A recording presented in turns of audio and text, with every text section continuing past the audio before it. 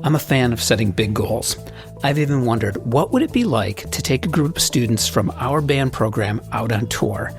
Today we're speaking with Kelly Bennett, co-owner of Valencia School of Music, and she did just that, twice.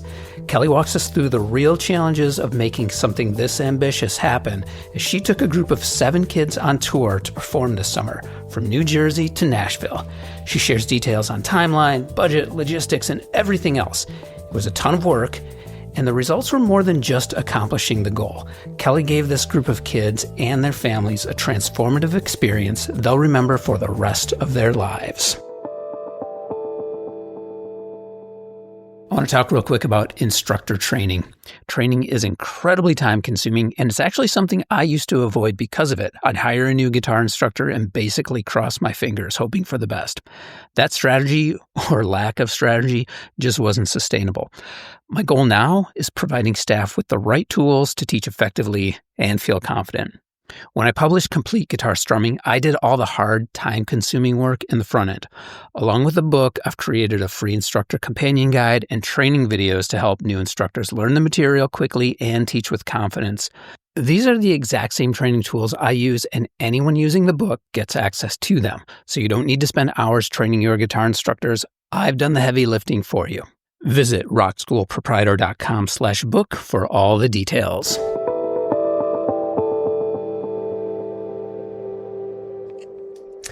Welcome to Rock School Proprietor Podcast. My name's John Kozicki.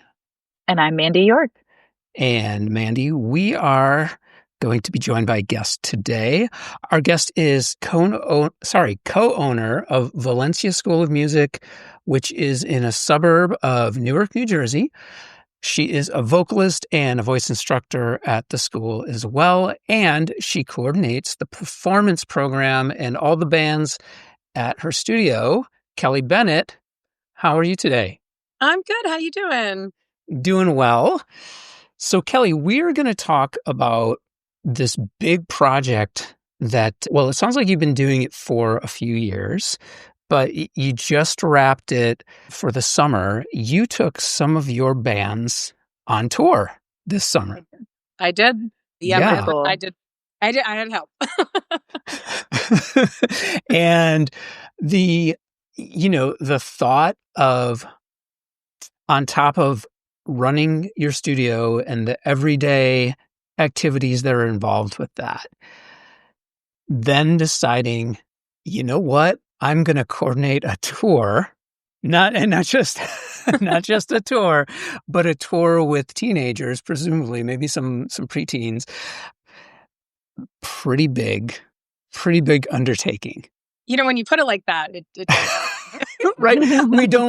We don't think about these things in the front end. We don't think about the consequences of like, what exactly am I doing? We're just like, man, we look at that end result and think that would be amazing. Yeah. But props to you, because from what I saw, the images I saw, the videos you shared, it looks like it was an amazing experience. And I want to hear all about it. So we're going to talk about that today. Now, you have a pretty robust band program at Valencia, and you were telling me like rough student counts overall, around 400 students, as well as about a dozen bands, and what you call 2 elite bands. And it was those elite bands primarily that you plan to take on tour, correct? Yeah. Yeah. Okay. So tell me about, I guess, the first, like, when did you come up with this idea and why? Well, the funny thing was, it was in 2019. Mm-hmm. So it's like, almost like I remember it like yesterday. I was sitting down and I was like, how does the School of Rock All-Stars bring their kids on tour? Like, what do they do? And I realized that they bring them to all different School of Rocks.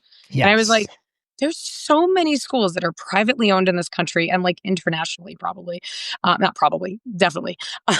But right. that we could connect with. And not only is having a community and a network of music schools really empowering for what we do, because sometimes you feel like an absolute island. But I looked around, I was like, we had been going to the NAMM festival, and my husband and I looked at each other and we were like, what if we visited Music Authority? And then she was, yeah, Melissa Loggins runs the Music Authority down in Georgia, and she was really on board with it. We were really excited. We were planning the whole thing out. And then boom, everything gets shut down. Mm-hmm. So a few Yeah. years later, yeah, we picked something else up too. So, yeah, coincidentally, listeners to the show may remember, I think it was episode 26, we had Greg Hipskind on from QC Rock Academy. And literally, probably the same time you were planning this in 2019, Greg and I had been strategizing on doing the same thing, taking bands from our schools on tour. Okay, so obviously in 2020, you didn't do it. Nope. So we did not. yeah, when did you actually? When was the first year that you made this happen? So we did a version of it back in 2022 where we brought one of our bands, one of our elite bands, to LA. We had originally tried to team up with a school, but it just didn't pan out. So we just kind of set up a show at the Whiskey A Go Go, and then we went over to Anaheim and brought them to the NAMM Festival, and we had a lot of fun. We did try to get them into the NAMM Festival as performers, but that's really hard to do. Yeah. But we ended up bringing them over. They had a great time, but it didn't have that kind of structure that this one had. This was a really structured tour that was kind of almost like a vacation with our students. And that it ended up being really expensive on our end because we didn't build any expenses into the actual students and what they were doing. But my husband and I, it was really fun, but it was definitely something that we were like, if we're going to do this again, we have to do it really differently and make it something that's sustainable for both the business and the students. Yeah. And that was, I think that's a big question is when you start budgeting for a tour. I mean, and I know from my like rough and tumble touring days, you certainly don't want the kids sleeping in a van, right? Or on some random person's couch or couch cushions on the floor, like I remember doing. You want to budget for, comfortable accommodations. You want to be safe. I'm sure you had to look into additional insurance. So what are we talking about as far as like, what is a budget for touring some kids like this, roughly? So we ended up, we kind of treated it like a camp. The way that we would say, okay, what is this camp? What do we have to kind of set up? Now, what we had originally thought that we were going to do, we thought that we were going to have a lot more a lot of like the entire group, like everyone was like, yeah, we want to go. We're so excited about this. And then when it, push came to shove in January and we're like, okay, we're going to charge you. Who's in? Like 7 of them were in out of like, Okay. Almost 20. Now we had an additional bands that we were planning on bringing. So we're like, oh, I don't know if we can get that big charter bus and we're gonna have to figure this out then. Yeah. So we ended up looking into flying them, but what we had originally said was, okay, we want to make this work on $1,500 a student. Okay.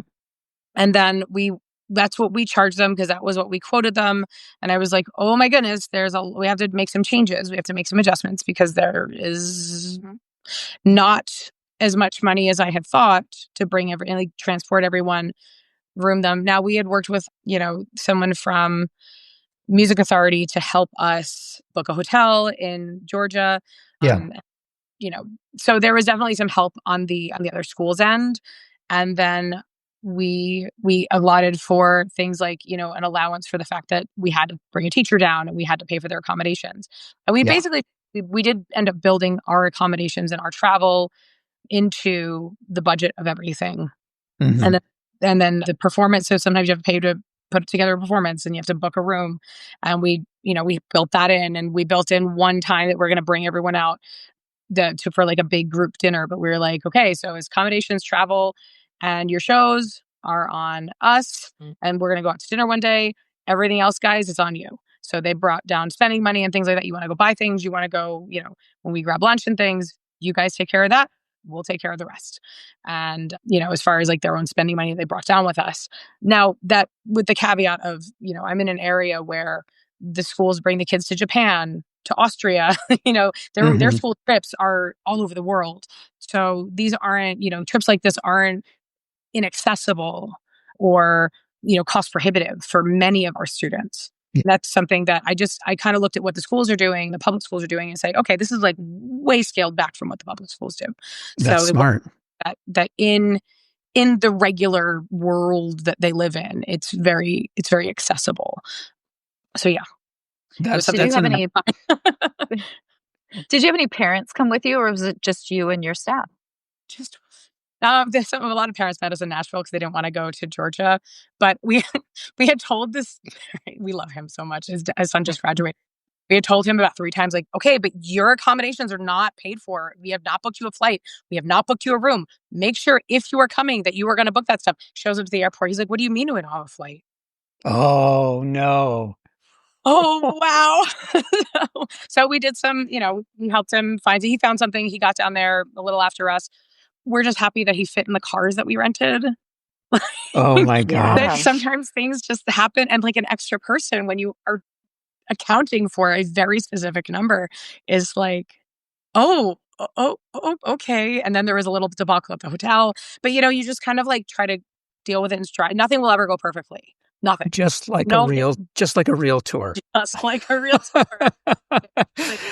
Yeah, Mandy, I loved that question about the parents coming, because that was one of my thoughts. Is like, do we have chaperones, right? Do we have parents who come as chaperones? Because if I'm taking, 7 to 10 kids out on tour, we've got to be responsible for these kids. And who's going to be keeping that watchful eye on them in these cities, wherever you're going, throughout that process? So did you consider that idea of the chaperones, or in your initial planning, was it all just, nope, it's going to be just us taking care of the kids, and anyone who wants to meet us down there can? Well, we're always open to parents coming. We say, look, you guys can come. You just book your own accommodations. And it was really helpful in Nashville because a couple of our friends came down. In order to book the show, we had to put another band on the bill that was an adult band. That was my Weezer tribute and 90s cover band. Mm-hmm. But yeah, the show booking's a whole other thing too. But when they were there, we said, hey, would you mind being kind of the contact point parent while we go and kind of hang out a little bit and have a night to ourselves on this? And they were like, oh, absolutely. So we did. That was really nice. The Georgia leg, I mean, we did bring a teacher with us so that if we needed to split off into 3 groups or, multiple groups, we could do that. But we also, everyone in our group was 15 or older.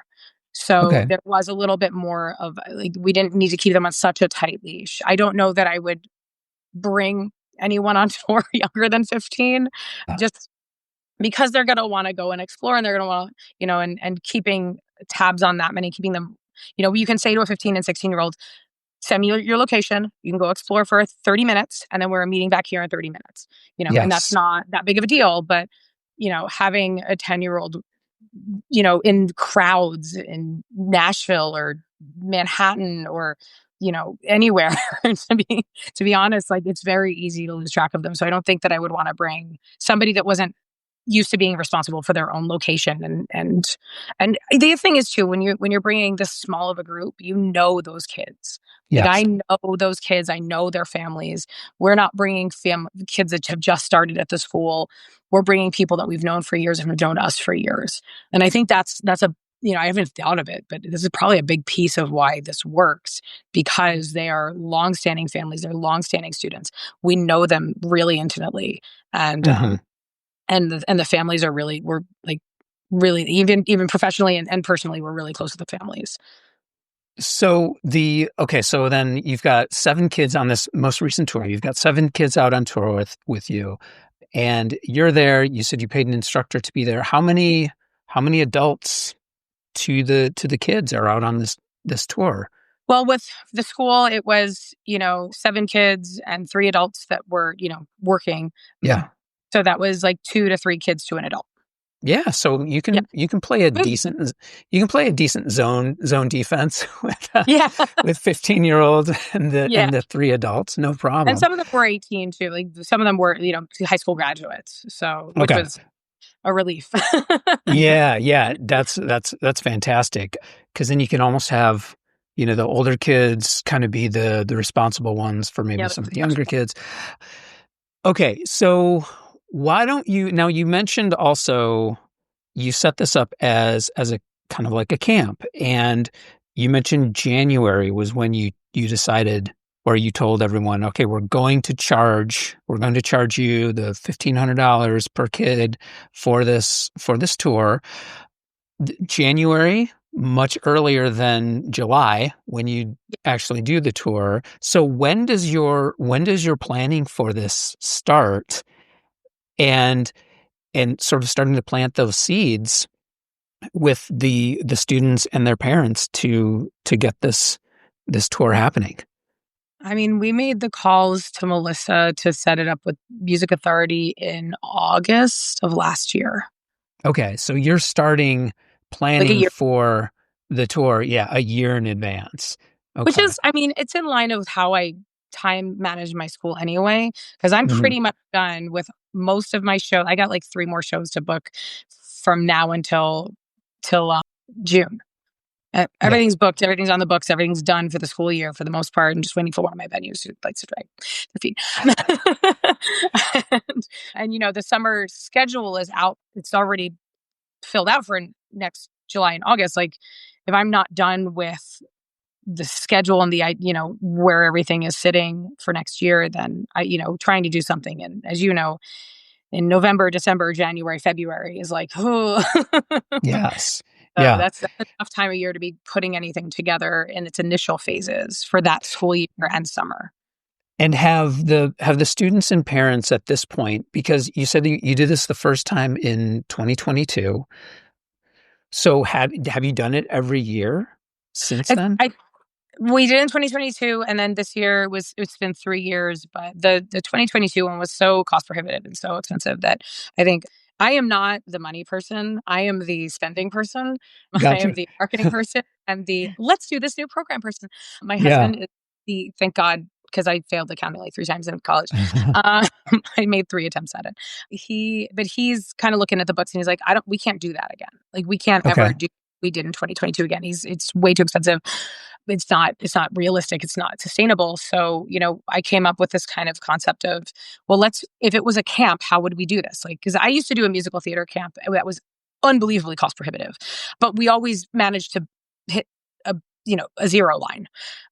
So we are like, well, if we just look at it like that, there's just expenses and we just have to, this time we're going to have to ballpark it in a way that we think it's going to work out. But then, Mhm. uh, but then, we kind of got an idea. It was a lot different than we thought. And then we ended up, kind of just tweaking everything. But the reason that we took 3 years was because, we really had to nail down what we wanted to do and how we wanted to execute it very differently from the time before. And then now what we're talking about doing a biannual tour, which we have. So next year, what we think is that they're going to probably come to us. So we're going to have Okay. the authority come to us. We're hoping set up a cool like Stone Pony or New York City gig. And then the Yeah. following year. So I'm already thinking about like, okay, where do we want to go next year or in 2 Hey, years? well, count me in for maybe maybe a I know spot there.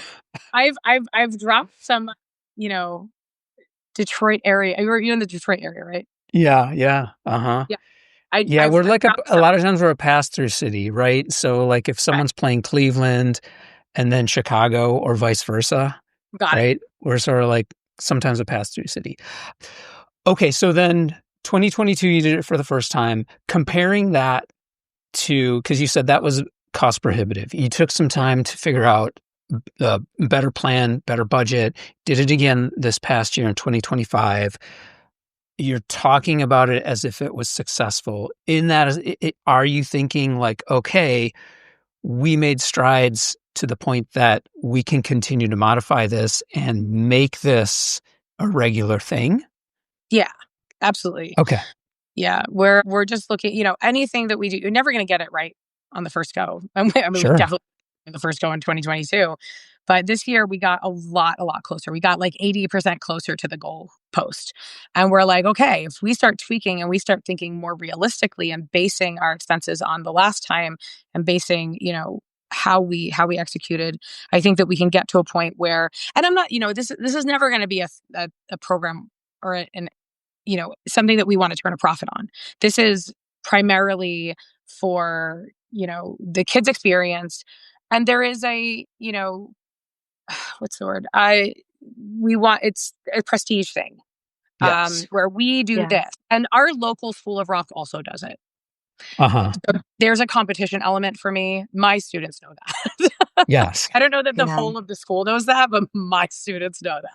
There is a competitive edge to it that I think is important when you're in you're in an area where you have kids coming back. My music school went to Nashville this year. Oh yeah, my music school went to Miami this year. And now we're all playing on the same field. And Yeah. there's 7 schools in a 2-mile radius of me. Right. So a lot of competition. No, yeah, you said your goal might not be to turn a profit on this project. And there is that prestige that comes along with it when you're able to say, like, yes, we take these kids out on tour, but at the same time, you can't take a huge loss, which Right. which is evident from, okay, your first attempt, like you said, your husband was like, no way, we can't do it again. But yeah, so you've got to get close, Yeah. Okay, so this is all fantastic information on like the logistics and the budget. And now maybe what I would like to do is like take me through like what did you said it was 4 days, I think you told me. You did 2 venues. What is the tour like? Kind of go over those 4 days. Yeah. Oh man, it was like nothing else I've ever done. And it was an interesting group of kids because they were like, we had kids from each of our bands. Like the majority of the kids were from one band, and then kids from the other bands wanted to come. And I was like, well, your band's not coming. Do you still want to come? They're like, yes. And I was like, Mm-hmm. all right, let's do this. So I rearranged, I took songs from each band, and like we had special rehearsals for the tour, Yeah. which again, like, that was kind of that's something I have to work into the budget next time. The fact that someone's going to have to run those rehearsals. That wasn't something I thought of, but I ran them and I was like, it's cool. I'm giving my time for this tour. And I already knew I was giving my time, but if ever we have a teacher who's doing it, I'm never going to ask them to give them time for something that just brings a school prestige. But we did a 1-hour set list so that we could, play up to an hour, but we can also tweak it. And then we got to, we flew out day 1 at 5:30 in the morning, Okay. landed in Atlanta, rented the cars, drove to the town that Music Authority is in Georgia, and we checked in, and then we met up with the school. They got right to the school and we did critiques. So their bands played and we critiqued them, and then our bands played and she critiqued them, which was Very a really cool. cool experience. Mhm. No, I have to give it to Melissa Loggins. She is just an she planned out exactly what we were going to do, and it was unbelievable. Like our kids they were like tired after this. So they did but they played for each other. We gave them a little bit of time to do some icebreakers and meet each other, and then we all went out for dinner. Okay. Headed back to the hotel, and we were like, you guys do some practicing, get some shut eye, because we're going to have a whole, big day tomorrow, because that's your performance day. So, and my husband, myself, and our teacher Ike, we sat down and we had a little post meeting about, now that it's fresh in our mind, how do we want to think about our band program and how it's going to develop, with this in mind as that kind of like upper echelon of this is where they're going. Yeah. We had some really good conversation and really good note taking. I'm a sucker for meetings when things are current and kicking around those ideas when we're excited. The following day, we headed out to like a local place where they had a stage and like this little downtown area, which was super beautiful. It was just really lovely. There was like restaurants and stores and things. So that was one of the places where the kids kind of walked around, but they met up and they hung out with the other kids from the other school, and they got to know them a little bit. And so we went out to dinner went out to lunch with Melissa, and then we wrapped that all up and we did some kind of workshop things. I was supposed to do a vocal workshop, but we ran out of time. And then one of her teachers gave a music business workshop. So Mhm. just kind of offering those workshop options and things. But I did work with a couple of her kids vocally, give them just some ideas and some pointers. And then we head back, we grabbed our gear, we loaded in for the show, played a show to a packed house. at one of their local venues, which was super like amazing. It was just an unbelievable experience. And we got a lot of great video. And the nice thing was that during the critiques, a lot of the kids got feedback. It was the same feedback that I give them, but they hear it from a different person. And then So they, important. I'm going to do that. And I was Yes. like, amazing. Yeah. To a certain extent, it's like when we, as like the instructors and the band coaches, they get so comfortable with us when we give them that feedback. It's almost like, your parent telling you like, oh, you should do this. And the kid's like, whatever. Yeah. Right. But hear it from a peer and it makes a world of difference. Yeah. Exactly. Okay. So sorry. That's day No. 2. They played the show. Day 3? Yep. Are we up to day 3? Day 3, we hopped in the cars, we drove to Nashville. And that was kind of that was a day that we went exploring in downtown. We split into 2 groups. One of the teachers went with them, and then we split off with some of the other kids, and they wanted to kind of go shopping. Like the girls wanted to go shopping, so I went with them, and then we wanted to check out live music, and then we all reconvened about an hour later. Now, did anyone from Music Authority come with your group to Nashville, or was that just your group? That was just our Okay. group. So they actually, the thing was they were like texting and messaging with them the entire time. Amazing. Yeah, though they Amazing. were like sending back and forth like pictures and everything, and that was really, they actually still stay in touch with some of them. So which is That's great. unbelievable. Yeah. Gosh, so what we did, every time we go to Nashville, we go to Monell's, and that was the big dinner out I wanted to bring everybody to. And it was one of our graduating seniors' birthdays as well. So, we celebrated his birthday. We all had a big round table dinner. And I mean, Monell's is particularly cool because it's like family style. You can't order anything. They just bring you what's on the menu tonight. And then you just pass it around, and it's like Thanksgiving dinner, but at a restaurant, and it's all Southern food and unbelievable. So shout out to Monell's. But then we did that, and that was the night that one of the parents was there. I was like, hey, could you be a touchstone? Some of our friends came down to meet with us so they could play with us. Is it okay if we head out and kind of do the grown-up thing on the town? And they were like, yeah. So, they were at the hotel. The kids were at the hotel, hanging out in the pool until they kicked them out. And we were out in the town. We got back a little bit later. And then the last full day, we kind of just took it easy, got ready for the show. We were like, guys, it's been a big weekend. Let's chill out. Let's just take it easy today. We'll, walk around a little bit, but let's make sure that we're rested for the show. If you want to get any practice in. We loaded into the venue in the late afternoon. It was the Whiskey Room in Franklin, Tennessee, because anything downtown Nashville is impossible to get into.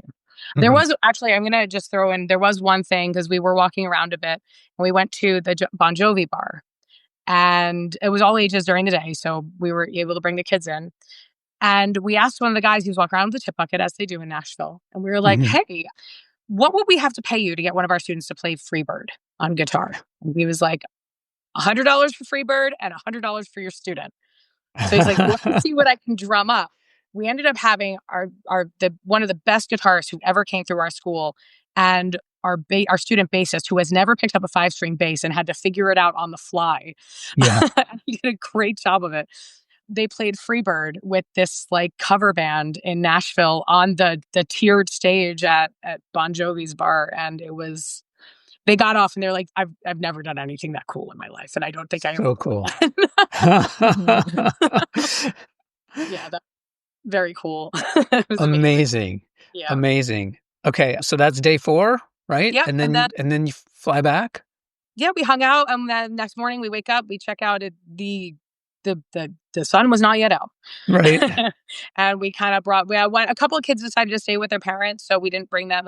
We dropped one off at her hotel, and then with her mom. And then we were like, hey, why don't you go back with your mom tonight after the show? She said, no, I want to stay with my friends. And I'm like, of course. So and the funny thing was, these kids they knew each other. They were friendly, but the bond over those 4 days, like I can't tell you what transpired between them because I wasn't part of that piece of it, but they are like conjoined humans now. Like one of them went to Greece right after ours, and they were up at he was up at 3:00 in the morning talking to them here in Greece because he missed them so much. And it was just the bond that they created is like nothing I've ever seen before. That was really cool. Yeah. Yeah. That's So, amazing, Kelly. So, in hearing you recount those 4 days, I was sort of taking a couple notes here, and I mean, every day, every day you're giving those kids an opportunity to hang out and bond, yeah. which is huge. Every single day, right? Not just with the kids from your school, but now the kids from other areas. I think, let's see, with the exception of one day, the kids were also performing or playing, Yeah. right? So that's amazing. Plus, you're giving them this insanely cool experience. So, I mean, if I were to give you a grade A plus on everything, Oh, right? Because you're ticking these boxes that, I mean, Mandy and I talk about this so much about the importance of showing parents, showing students, showing everyone that music is more, and music lessons is way more than just learning, right? So you, every single one of them, you're doing it. You're giving them an amazing experience. You're giving them that sense of community. They're performing, not just practicing. So I think it's amazing. Kelly, you did a wonderful job, and I can't wait to see you keep going.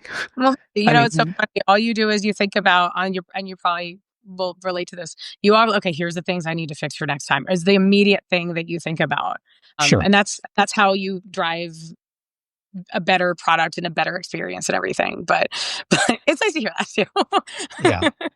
Yeah. Yeah, you're gonna learn every time you take the trip, and you're just Yeah. refining this experience. And like you said, it's gonna be annual or biannual, and the prestige thing is really great, but it's also something for those students to look forward to. Your Yeah. kids, like the younger kids that are coming up, like, "Oh, in 2 years, I'm gonna Oh get to yeah. go," or like something for them to strive for. Yeah. No, You they know, the definitely. yeah. Have you gotten any feedback from, I mean, I know now you're planning this to be an annual thing. Have you gotten any, I'm assuming it's amazing feedback from the kids who went, but Yeah. are you starting to hear anything from other families in your studio? Is this starting to become a thing where kids are looking at it like, oh, I want to do that? Or parents are thinking like, hey, so how do I get my kid to be able to Yeah. go on tour? Or has that We not happened yet? we've definitely gotten a couple of parents who have said, "Oh, how does my kid get into one of those bands?" Hmm. And a lot of times I'm just saying, "Well, they got to come through a band program, and you have to get an invitation to audition, so which means you have to play, and we've got to see you play." And but I mean, not too much yet, but I think a couple of parents who are in the band programs right now have kind of like, "Oh, is this a thing that could happen?" Yeah. So It'll happen. I mean, again, as we're kind of winding things down here, Kelly, I mean, I'm confident that it'll happen because it sounds like it was an amazing experience and you're already thinking like, well, how do I make it better next yeah. time? So props to you, Kelly. If any listeners want to get in touch with you, should they visit the website and email you, or how can they get in touch with you? They can email me at Kelly, Kelly, at Valencia Music NJ. And Valencia is spelled like the city in Spain or the orange, the way you would spell Valencia. Sure. And I guess I do want to say that this isn't where the dream that I have of this stops. What I want is for you to go see Melissa someday, and for me to go Yes. find a school, and for all of us to be doing these tours across the country all the time.